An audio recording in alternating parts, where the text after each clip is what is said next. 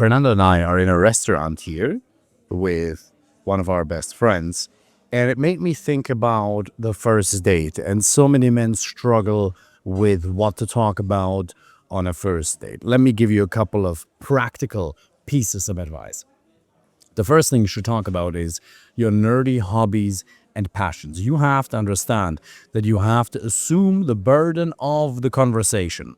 Most men, they run out of things to say and they just ask her one question after another, and they're very platonic conversations.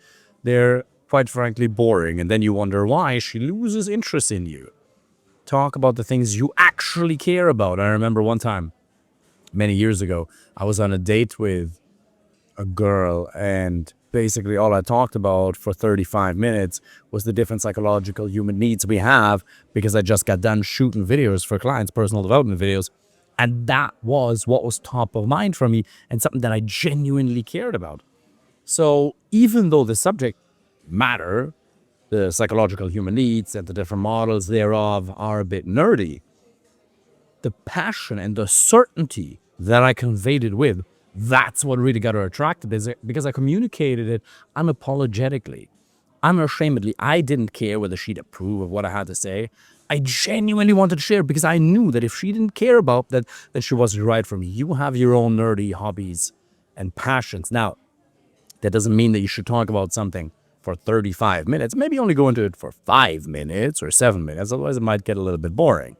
But do talk about it. The next thing you should talk about is adventures. What are some adventures that you've had? And you should actually write down stories. This is one of the most important exercises that you should do. My head is a little bit itchy, probably because I drank too many zero drinks these days, and then my skin gets a little bit dry. So some of these zero drinks here. By the way, that's just an example of how you don't allow yourself to let anything throw you off your game. I could have just scratched my head and said, well, that wasn't professional, now was it? I should restart the video. No, absolutely not. Under no circumstances. I'm just going to keep talking because in the end, it is just a YouTube video. If this was some of my paid content in my coaching program, it might be a little bit different. But even there, if I had to scratch my head, well, I'm going to scratch my freaking head. Who cares? Because you don't actually. We don't really relate to the people who portray an image of perfection. Remember, James Bond is just an image. It's not real. But write down 20 stories that you've experienced and make them exciting. And then obviously, you always want to find a way to create emotional relevance. So when you talk about a story, relate it to her. When I was talking about the psychological human needs we have, I talked about certainty, I talked about variety, and then I talked about different examples in which we as human beings experience variety, some of them related to her. You always have to tell a story and then boom, bring it back to you and her. The next thing you can talk about is dating and dates you've been on in the past. Now, obviously, don't brag and don't be weird about it. It has to be extremely calibrated. But sharing adventures you've had in different ways, in a calibrated way, can be really fun and take the conversation to an entirely different level.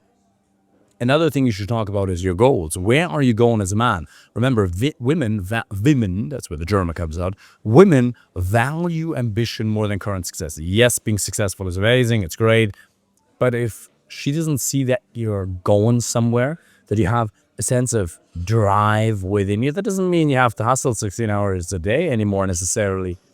But are you working towards a better tomorrow? And if you want to have a family, yeah, that can absolutely be a goal, but it can't be your only goal as a man. Unless you're going to be a stay-at-home dad, and I know that's kind of gay. I'm joking, right? Look, let me tell you something. I have a cousin. He did his PhD in computer science. Extremely smart, at one of the best institutes in Germany. And he says he wants to go work in tech, which he's doing. Amazing, works for a fantastic company. And at some point, he would like to be a stay-at-home dad, which I can't understand at all personally, because I would just get bored. I love children. I think they're amazing, but just wouldn't be for me. But I know that if he was going to do that, he would be the best father. Everybody will benefit from it. I think happiness is absolutely individual. There's no rules. I do believe that he then has to show up in his masculine self when the woman comes home after she may have done work. There still has to be masculine and feminine polarization, which is probably a lot more difficult if he's not the primary breadwinner, but then who cares? There's so many different ways of making things work. Who says that love or healthy relationships can only function in one way, but there are patterns, and there definitely has to be masculine and feminine polarization in the relationship. Otherwise things crumble. But talking to her about where you're going as a man, what your goals are, that builds an enormous amount of trust and attraction, because she needs to see that you're a leader. And that doesn't mean telling her what to do, but it does mean communicating a vision. You have to be able to communicate a vision for your family and for where you want to go as a man. And you have to own that. If you don't own that vision, if that's not anchored within you, it'll make her question your integrity as a man. And it'll be extremely hard to show up every single day with a level of certainty if you don't have that vision. Now, she'll only ever find out about that vision and those goals of yours if you actually communicate them. If you don't communicate them to her, she won't know. She can only find out about you whatever it is that you communicate. Only when you actually communicate it to her will she find those things out about you.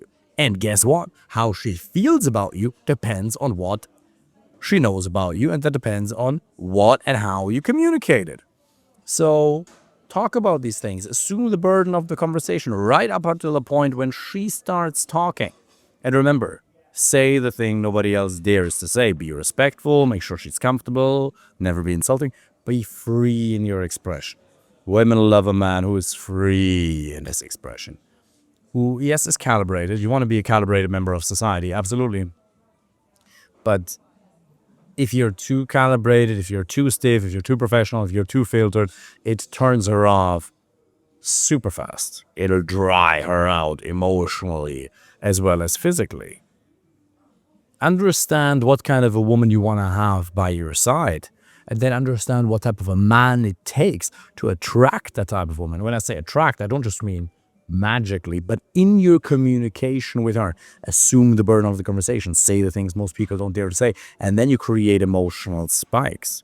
If you want me to help you personally, if you're a man with a successful career, your own business, an achiever, and you would like individual help to find the right one, click the link underneath and apply for a free initial consultation.